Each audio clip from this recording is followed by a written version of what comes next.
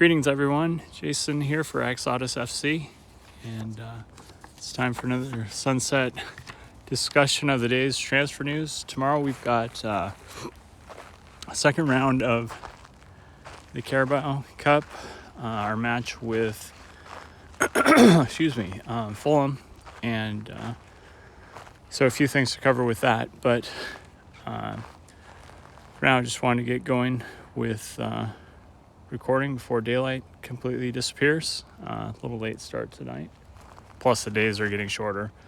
On the transfer front, we're waiting to hear what's going to come of the Brennan Johnson thing. Word is it probably will take until all the way to the end of the week before a deal like this gets done. So hopefully that will happen. Seems to be Ange's primary target, and it's just a matter of agreeing on a number. Word is Brentford was also interested to the point they put a bid in for 43 million pounds plus extras, and that was refused. So it makes me think that a 50 million pound number is probably more likely in the end. But as I mentioned yesterday, I think there are some players that we have, like Sanchez potentially, that they could be interested at for us. So that could help the deal go as well. So hopefully that'll be the case. Other transfer news today, though, that was new. I'd mentioned that United was interested in Reguilon at the left back because of Luke Shaw's injury. Now we're hearing, with their concerns in the midfield, they're very interested in Pierre-Emile Højbjerg. So I'm inclined to say, yeah, sorry, but minimum starting price would be like 50 million pounds for me, in my mind, and probably higher, going to a rival and helping them significantly. It's one thing to sell him to Atleti, where we won't have to face him unless we get to the Champions League again next year or something. It's another thing entirely to send him to a top 6 club in the Premier League, and I'd rather United continue to struggle and we continue to have Pierre as an option to close out games or just rotate in general. So that's really not a deal I'm particularly interested in at this point. But for the right price, I'd listen at least. Reguilon, I'm fine with. They can have him. It's not even. I'm so unconvinced of his level right now that, definitely take him if you want him.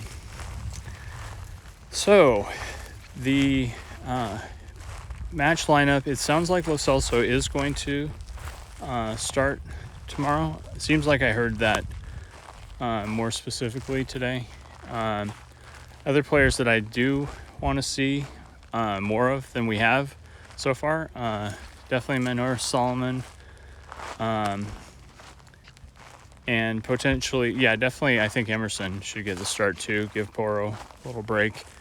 There's still beyond that, I'm kind of open. Those are the 3 changes that I definitely want to see, just for those players to get some playing time. But the main thing is we need to rotate and still have a strong side. So I'm interested to see what Ange wants to do with his lineup. We're still getting a feel. He's getting a feel, presumably, for how he likes to play and adjust for cups, etc. Get ready for bigger games. And presumably with Burnley, we don't have to be as concerned with running out our best possible lineup, I would say. So, yeah, I'm looking forward to tomorrow. Excited to fire that up at lunchtime. It is going to be on ESPN Plus here in the United States. Sounds like it's harder to watch maybe in the UK, which is unfortunate. But yeah, I'm looking forward to tuning in for another game already. Let's see, is there anything else I wanted to cover today? Oh, there's been some mentions of Ansu Fati from Barcelona, looking for a new team and being a frontline player that we could be. I mean, so many teams would potentially be interested in him, but I'm pretty concerned about his injury history and his price tag potentially, and just the issues with him falling out with Barcelona and his family, putting their voice into the equation. And I think I don't see a lot of upside. I just see a lot of risk in it, with potentially good payoff, but a lot of risk for a player that, it's unfortunately, after a great start, probably too early, actually, getting kind of burned out and injured, and then, not making the right decisions about surgeries, etc. And anyway, a big mess, unfortunate. I hope he gets his career back on track, but I don't really want Tottenham to be the place that tries to make it happen at this point.